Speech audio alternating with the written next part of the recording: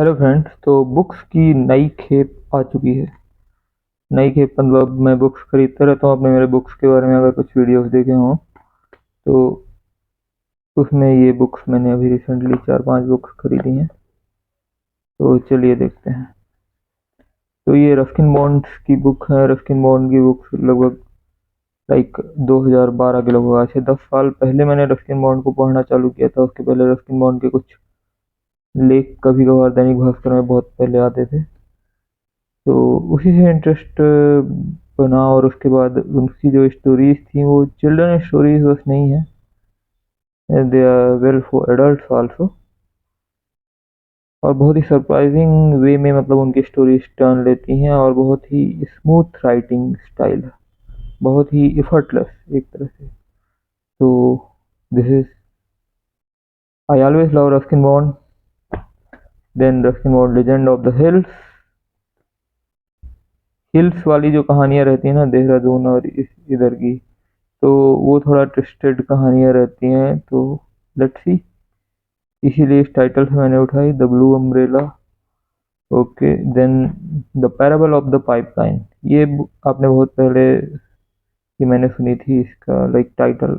Pipeline means extra supply of money आपको बनानी है, कि एक बार आपने काम कर दिया फिर वो extra supply, you can say the passive income.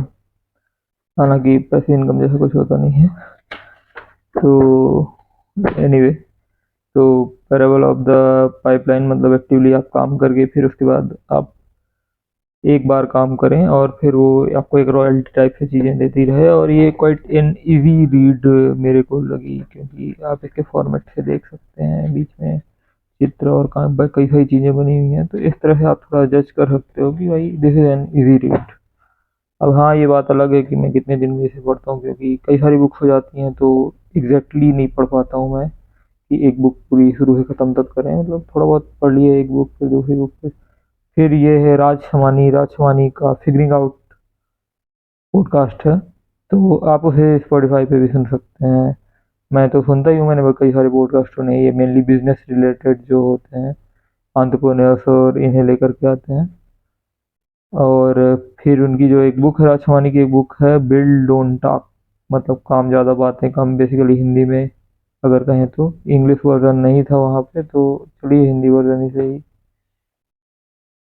हालांकि लिखी इंग्लिश में गई है, और हिंदी वर्जन, हिंदी का इसका मतलब ये नहीं है कि मैं हिंदी को डिमोटिवेट कर रहा हूँ। बात ये है कि लेखक जिस भाषा में लिखे उस भाषा में अगर आप उसे पढ़ते हैं तो ज़्यादा अच्छी तरह से समझ में आती है, बशर्ते अगर अनुवादक अच्छा है। हिंदी अनुवाद, अब देखते हैं अनुवादक अच्छा है तो जैसे सुशोभित हो गया, तो सुशोभित ने चेतन भगत की बुक्स में अनुवाद किया हुआ है तो अच्छा किया हुआ है। तो आई होप कि इसने अच्छा ट्रांसलेट किया होगा।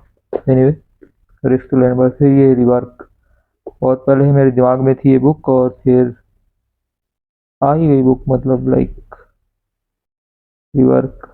इसकी स्टाइल जो लिखने की और ये सब स्टाइल, मतलब मैंने जैसे कि इसे पलट करके ऐसे देखा तो इसकी स्टाइल मेरे को ऑस्टिन क्लियोन, अगर आपने सुना होगा कि आर्टिस्ट कीप गोइंग, उसने 3-4 बुक्स लिखी हुई हैं, कीप गोइंग। और एक और हो गई स्टिल लाइक एन आर्टिस्ट, बहुत फेमस बुक है स्टिल लाइक एन आर्टिस्ट, हाँ वो मैंने पढ़ी है। तो ये ऑस्टिन क्लियोन की स्टाइल टाइप से लिखी गई है।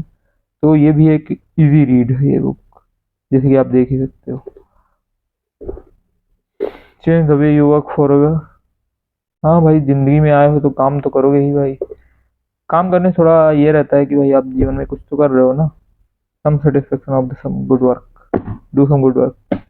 तो ये थी 5 बुक्स, आपको कैसी लगी आप बता सकते हैं, और आपको कौन सी बुक्स पसंद आई आप ये बता सकते हैं।